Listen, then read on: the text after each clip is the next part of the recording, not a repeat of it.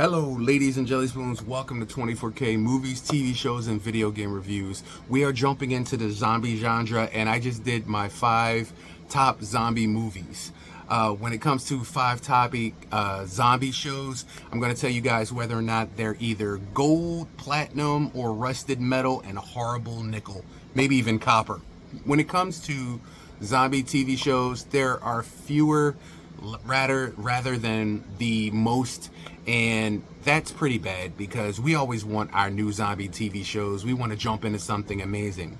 So these are in no particular order my 5 that I love to watch.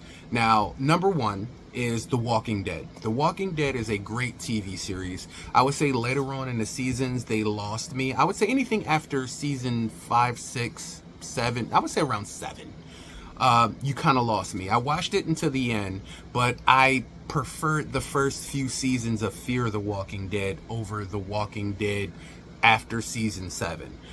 If you know, then you know. Nick was one of my favorite characters, and I like the fact that you got to see the world break down as the zombie apocalypse started, rather than The Walking Dead that here's day 1, the world is hell, here we go, I'll give you some flashbacks. They both did it well.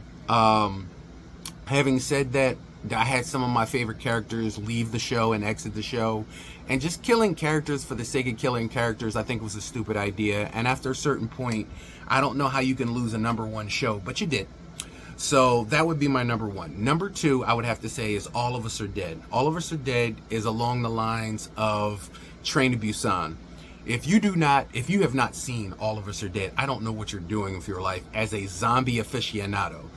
This TV series, Korean TV series, takes place in a school after an experiment of a guy who lost his son due to bullying and violence, and he was trying to work on something that got out into a school and literally ran rampant. It is one of the most fast-paced, awesome TV series, and to this day I don't know why it's been 5 years and we don't have a season 2, but I hear there's a season 2 coming out, so hopefully there's hope. But All of Us Are Dead, it starts at a 0, jumps up to a 20 out of 10, and it stays there. And I love the ideas back and forth. Does it have all the tropes? Yes, it does. You have the antagonist, the protagonist, you have the zombies, and then you have the asshole of the show. But All of Us Are Dead is definitely a binge-worthy show if you're looking for something to jump into zombie-wise. Now, number 3, Z Nation. I've only watched maybe season 1 or 2, but everybody else around me has watched more and preaches about it and talks about it. I kind of lost me with the zombie baby coming out of somebody and chasing him around the room. Harold Perennial, the guy from. First of all, it's a zombie baby. It doesn't have teeth. It can't walk. It should not be chasing you around the room. At least Dawn of the Dead 2004 got that right. The baby was just held in the arms. It was a zombie baby and they took it out. But you kind of lost me on that show. But I have gone back in recent times and checked out newer episodes and later episodes, and it is a really good show. So I'll give them that. Having those little moments kind of took me out of it, but I'll give it to them on that. Now, I would say my, what's that, 1, 2, 3, 4th. So my 4th zombie TV show that I have to talk about is In the Flesh. In the Flesh is a brilliant show. If we just talked about Maggie here on the channel with Arnold and his daughter being infected and him dealing with the infection taking over in her, In the Flesh is basically the zombie plague has happened and it's out there. We got a hold of it. They created some form of medicine, kind of like Zombrex, that can help treat the disease. Not really, but really, but not really. These people are being reintegrated back into society with their families, and you have half the population who believes that they can come back and be normalized and they're okay, and then you have the other population that just wants all of them dead. We want all of them dead, and it follows one of the main characters who's coming back trying to cope with his world.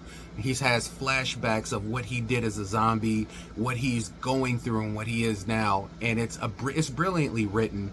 and it's about relationships at the end of the day. And you both feel for the zombies, and you feel for the people and the people left behind, so much to the point where at a certain point you have to ask yourself, you know, is death the best option?